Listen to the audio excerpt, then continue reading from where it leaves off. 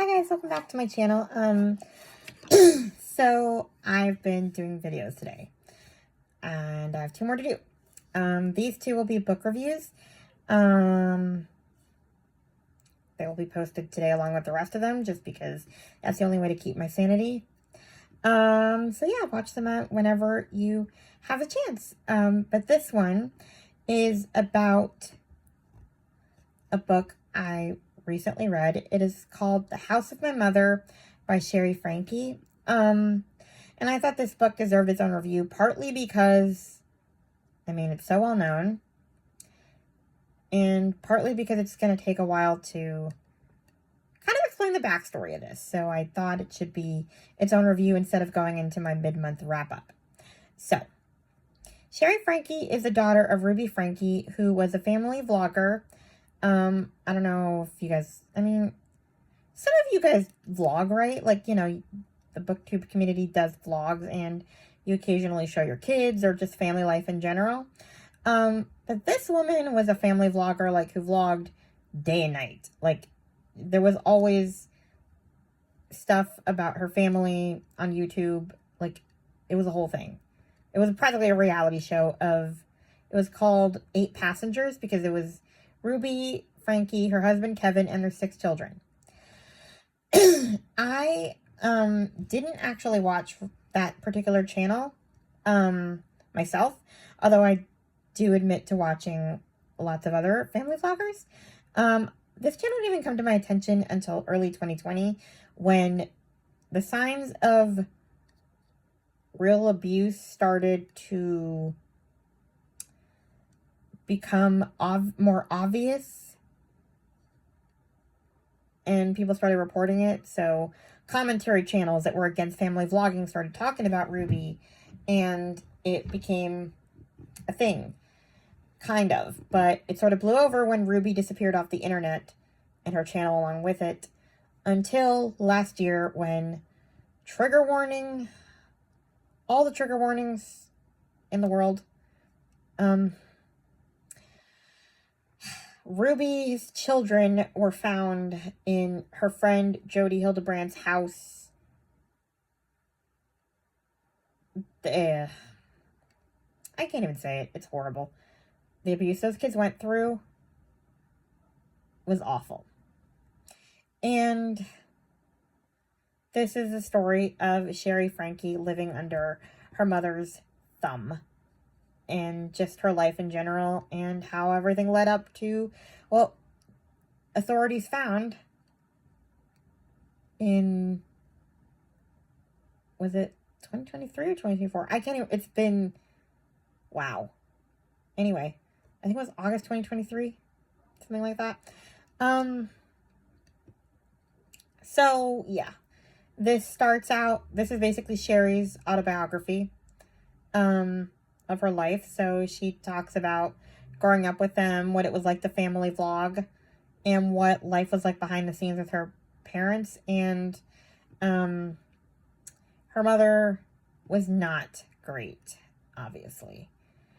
But it was to the point that, like I said, by 2020, it was becoming like she didn't even care that people saw her like being awful to her children on the internet. Like, it got to the point where she was blatantly, almost rage baiting people into, like, they would see, like, a title that she would write with something terrible she did, and it would cause people to watch because they wanted to see, but at the same time, it was rage watching.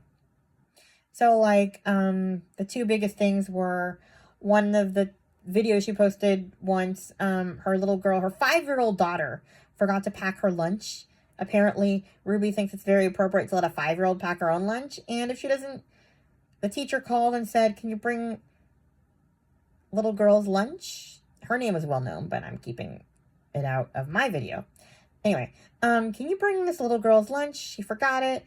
And Ruby was like, "Oh no, she's in charge of packing her own lunch, and the natural consequence of not having lunch packed is that she will be hungry." So fans went insane over that.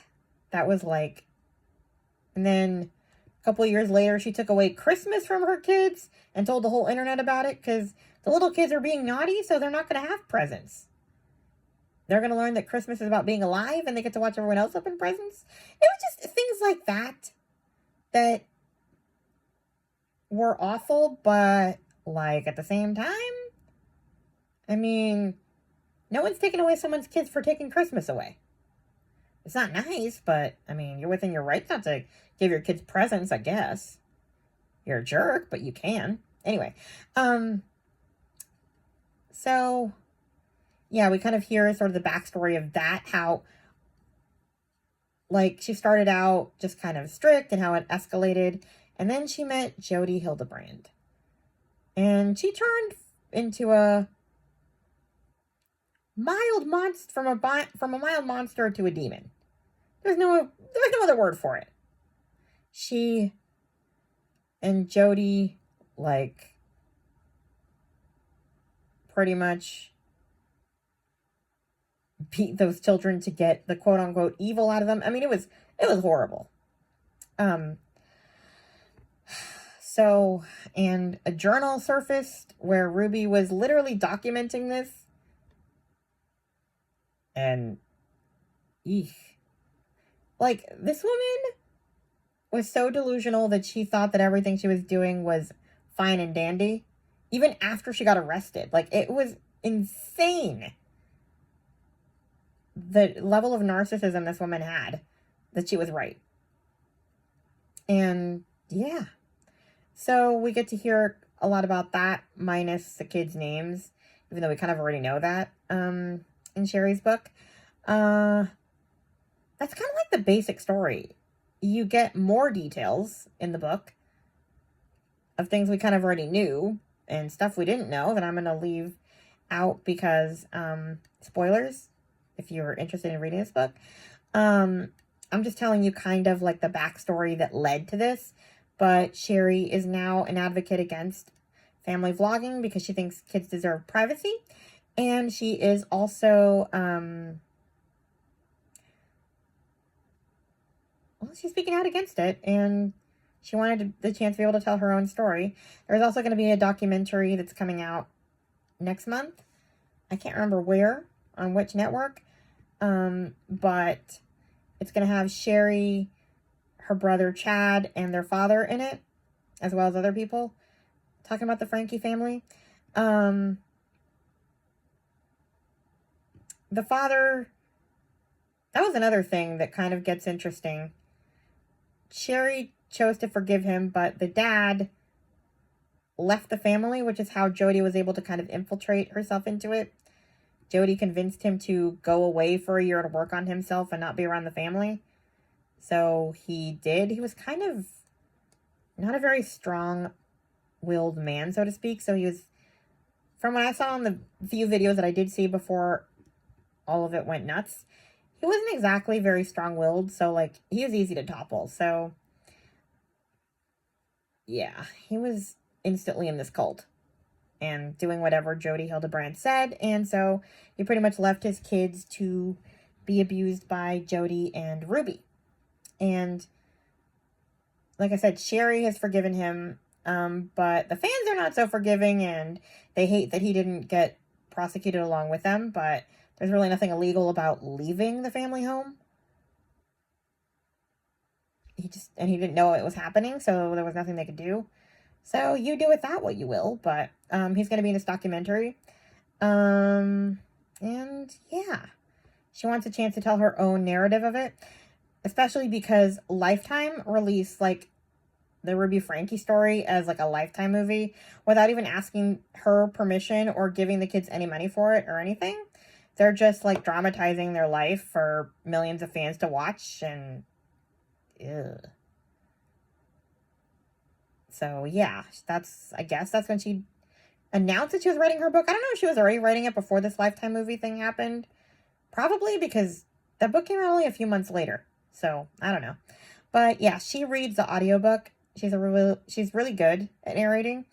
And I think it's best to read it with her, well, as her voice. To read it on audio with her voice, because you really hear the emotion in her voice, especially in the prologue when she gets the phone call that all hell broke loose at her house. And, like, she's about to break down at the beginning of that book. It's awful, but yeah. I think everybody should read it and support her. And if not, if you don't want to read it, just buy a copy and give it to your library or something. Because those kids, including Shari, Ruby made millions upon millions of dollars by pretty much exploiting her kids' privacy for years and, like, filming them crying and puking and everything known to man. And those kids aren't going to see a penny. Which is why I am encouraging people to buy this book. Even if you're not planning on reading it. Buy it just to give her the money. Because, yeesh, she deserves it, and so do those kids. If she's not going to get the royalties from the channels, she should at least get something for her book. So, yeah, I bought it off Audible. Paid for it. No credit. Used, I paid cash. So, well, you know, like money for my card. So, yeah. Anyway, that is my review for The House of My Mother. I don't even think I've talked too much about the book itself. I just wanted to explain how I came across this story and sort of the backstory of it. But yeah, she really goes into depth about her life, and just stuff we knew, stuff we didn't. I don't know. I can't really say much more just because it's spoilery. Like, you know, what's the point of telling you everything if otherwise you won't read it? Although, honestly, knowing all of that still made me want to read it. So anyway. But yeah, it was a very good read. I'll probably make one of my favorite nonfictions of this year. So yeah, 5 stars for this book. Please like, comment, and subscribe. And I will talk to you guys in my next video. Bye. Stop recording video.